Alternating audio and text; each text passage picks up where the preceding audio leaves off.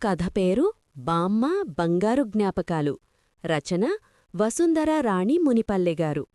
మధ్యాహ్నం వేళ ఇల్లంతా నిశ్శబ్దంగా ఉంది. బయట వేసవి ఎండవల్ల పక్షుల అరుపులు కూడా వినిపించడం లేదు. హాల్లో బామ్మ పాత నారాయణపేట చీర కొంగు ముఖంమీద వేసుకుని హాయిగా కునుకు తీస్తోంది. చింటూ ఇప్పుడే స్కూల్ నుంచి వచ్చాడు. అమ్మా నాన్న బంధువుల పెళ్లికి వెళ్లారు. రావడానికి సాయంత్రమవుతుంది.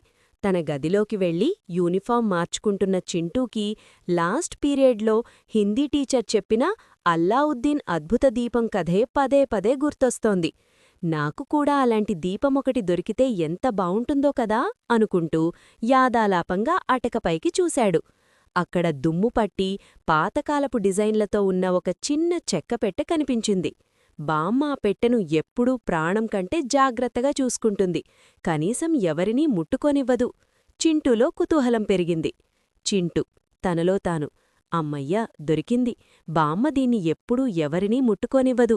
ఇందులో ఖచ్చితంగా ఏదో ముఖ్యమైన రహస్యం ఉండే ఉంటుంది. బామ్మేమో ఇది మన వంశం దాచిన రహస్యం అంటుంది. అంటే ఖచ్చితంగా ఇందులో అల్లావుద్దీన్ అద్భుత దీపంలాంటిదేదో ఉండే ఉంటుంది.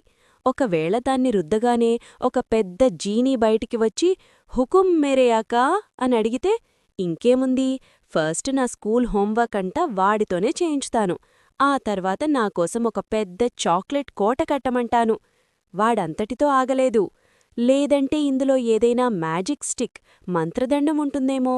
దాన్నిలా తిప్పగానే నాకిష్టమైన వీడియో గేమ్స్, ఐప్యాడ్ అన్నీ నా కళ్ల ముందు ప్రత్యక్షమైపోవాలి అని ఊహించుకుంటూ నిచ్చెనవేసి ఎంతో కష్టపడి ఆ పెట్టెను కిందకు దించాడు.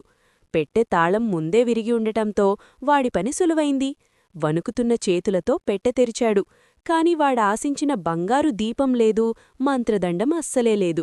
దానికి బదులుగా ఒక పాత నెమలి ఈక, ఒక మట్టి ప్రమిద, సగం విరిగిపోయింది, ఒక మడతపెట్టిన పాత కాగితం. చింటు ముఖం చిన్నబోయింది. ఛ, ఇవేనా? వీటికోసమా బామ్మ అంత జాగ్రత్తగా దాచింది? నేనేదో మ్యాజిక్ ఉంటుందనుకుంటే ఇవేమో పనికిరాని వస్తువుల్లా ఉన్నాయి అని విసుగ్గా పక్కన పడేశాడు. బామ్మ: అవి నీకు మామూలు వస్తువుల్లా కనిపిస్తున్నాయా చింటూ? వెనకనుంచి బామ్మ గొంతు వినిపించడంతో చింటూ ఉలిక్కిపడి వెనక్కి తిరిగాడు. బామ్మ నవ్వుతూ తలుపు దగ్గర నిలబడి ఉంది. చింటూ: సారీ బామ్మా, ఏదో నిధి ఉంటుందనుకున్నాను. ఇందులో ఏదైనా మ్యాజిక్ స్టిక్ ఉంటుందని దాన్ని తిప్పగానే నాకు కావాల్సినవన్నీ వస్తాయని ఆశపడ్డాను. కాని ఇందులో అన్ని పాత సామాన్లే ఉన్నాయి. బామ్మ నెమ్మదిగా నడుస్తూ వచ్చి చింటూ పక్కన కూర్చుంది. ఆ నెమలి ఈకను చేతిలోకి తీసుకుని ప్రేమగా తడిమింది. బామ్మ: మంత్రదండమంటే ఏముందిరా కన్నా, అది కేవలం వస్తువులని మారుస్తుంది. కాని ఈ వస్తువులు చూడు, ఇవి గతాన్ని కళ్లముందు ప్రత్యక్షం చేసే అసలైన మ్యాజిక్ వస్తువులు. ఈ నెమలీక చూడు, మీ తాతయ్య నాకిచ్చిన మొదటి బహుమతి ఇది.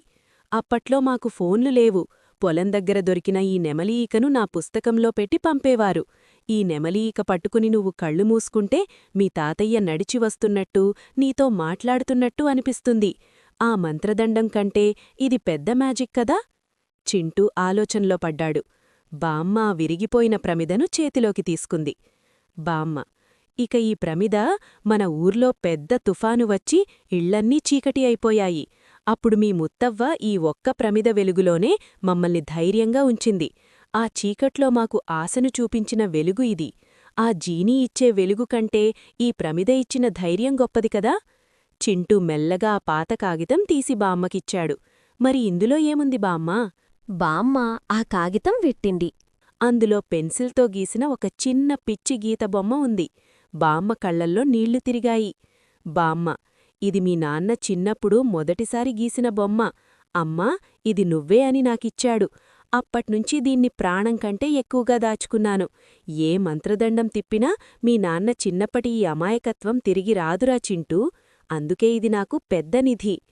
చింటూకిప్పుడా పెట్టె నిధి పెట్టెలాగే కనిపిస్తోంది. అందులో ఉన్నవి వస్తువులు కావు, బామ్మ జీవితకాలపు జ్ఞాపకాలు. ఏ అద్భుత దీపమో మంత్రదండమో ఇవ్వలేని గొప్ప అనుభూతి ఆ చిన్న పెట్టెలో ఉందని వాడికర్థమైంది. చింటూ: అర్థమైంది బామ్మా. మనకిష్టమైన వాళ్ల జ్ఞాపకం చిన్న వస్తువైనా అది కోటి రూపాయల నిధి కంటే ఎక్కువే కదా? అసలైన మ్యాజిక్ మన ప్రేమే కదా? బామ్మ చింటూను దగ్గరకు తీసుకుని ముద్దు పెట్టుకుంది. అవునురా, అందుకే జ్ఞాపకాలను ఎప్పుడూ భద్రంగా దాచుకోవాలి అంటూ బామ్మ చింటూకి వస్తువుల విలువ కేవలం ధరతో కాకుండా అనుబంధంతో ఎలా ఉంటుందో తెలియజేసింది. చింటూ ఆ జ్ఞాపకాల నిధిని భద్రంగా మళ్లీ అటకమీద పెట్టాడు. కథ సమాప్తం. కథ విన్నందుకు ధన్యవాదాలు. మరిన్ని చక్కటి కథల కోసం, కవితల కోసం, ధారావాహికల కోసం మనతెలుగుకథలు.com సందర్శించండి. Thank you.